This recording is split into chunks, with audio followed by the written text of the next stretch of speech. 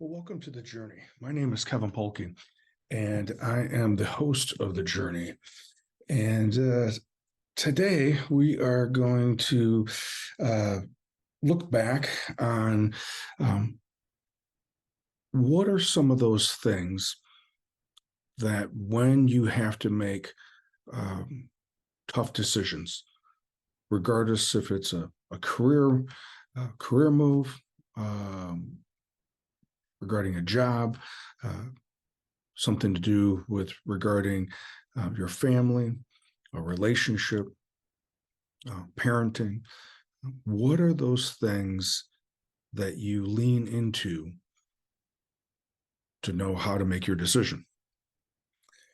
It seems like that there is a natural tendency for us in the midst of everyday life that we get so bombarded with expectations, um, information. Uh, I think now there is this abundance amount of information available uh, at your fingertips that you can, if you need to look up something, how to do something, that you can YouTube it, or you can go on Google and you can find someone else who has probably already given instructions regarding how to do that, or has offered information up.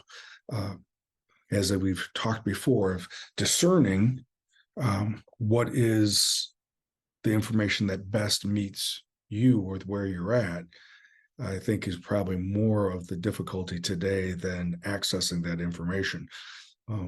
As we've talked, that there is a tendency in our human experience is that when I go out looking for information, uh, I will have a tendency to look for information that will confirm the thoughts that I may already have about that particular topic. The term is called confirmation bias. I think it takes a greater sense of ego strength to be able to look for information about the topic and maybe find that there is contradicting information, or there is information that may be different than what you may have thought before you went seeking that. Being able to discern that information, I think, then goes to that next piece. What is that foundation in which you make those big decisions, or sometimes small decisions? I think back to when I was raised by my parents, that through conversation, through direction, but primarily through modeling, watching my parents' behavior, work ethic was a very strong value that was instilled within my brother and I. Observing my father, observing my mother, listening to them about getting projects done, how they felt about their own job or work they were doing, how they would maintain the house.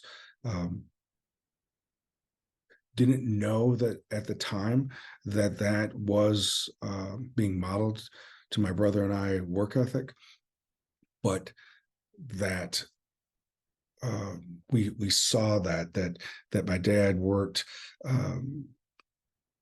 typically 6 days a week, minimally, overtime, 8 plus hours a day was a very common experience growing up. That my mom, at a certain time period in our age, went back to work part-time, and she worked in the school system as a cafeteria worker, so she could be there in the morning when we left, work during the day, and then be there when we got home from school.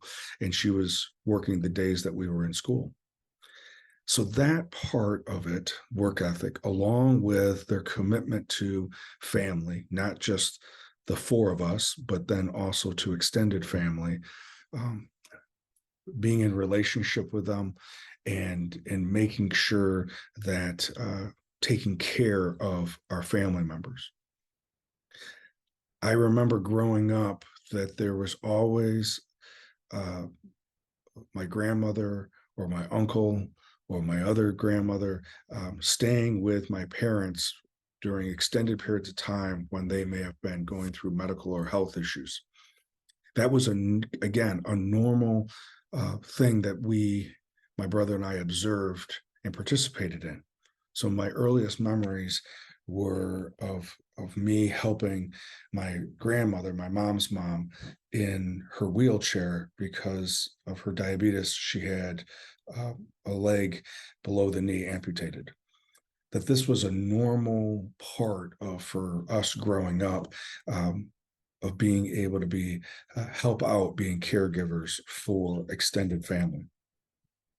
That we attended church on a weekly basis to a Lutheran church, even though it may not have been something that we talked about a lot during the week, but that was something that we normally attended, and that was a respectful, honorable aspect of how you behaved and how you were when you attended.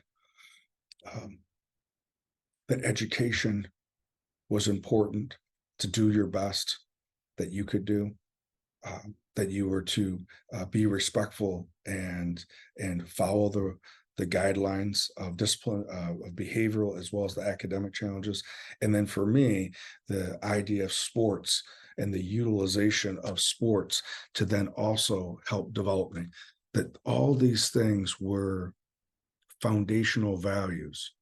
So now, as an adult, as a business leader, as a father, as a husband, the things that I lean into, some of those teachings, primarily parables from the New Testament of Jesus' teaching, as well as some of the stories that I've learned over time through Native American studies, are all foundational things that I continue to look into to make decisions. Over time, there's things that have stretched me in my thinking, challenged some of that thinking, stretched me out of my comfort zone. But probably the biggest piece, that if I can slow myself down, slow my thinking down, being able to be mindful and present, and being able to ground myself from a spiritual standpoint, and inviting my personal relationship with God into making big decisions as well as small decisions. That this conscious contact with God, as I understand Him, to be able to navigate through those decision making. When I do that, without a doubt, not only do I have less angst or anxiety about it, but I usually can see a little bit better to turn right versus turning left. So what I'd leave you with is, what is it that you build your foundation to make your decisions as you navigate through your life, for the things that you do on a daily basis, as well as the things that you would like to achieve from a vocational standpoint, from a family standpoint, from a relationship standpoint. What are those things that you work off of? What foundation do you work off of? As always, I appreciate you being here, appreciate you listening, sharing your comments, as well as sharing this with other individuals. If you do like what we do here on the show, either with the guests or with the reflections, please comment, or maybe even go to do a review and comment there as well. Again, appreciate you being here and listening, and I look forward to being with you next week.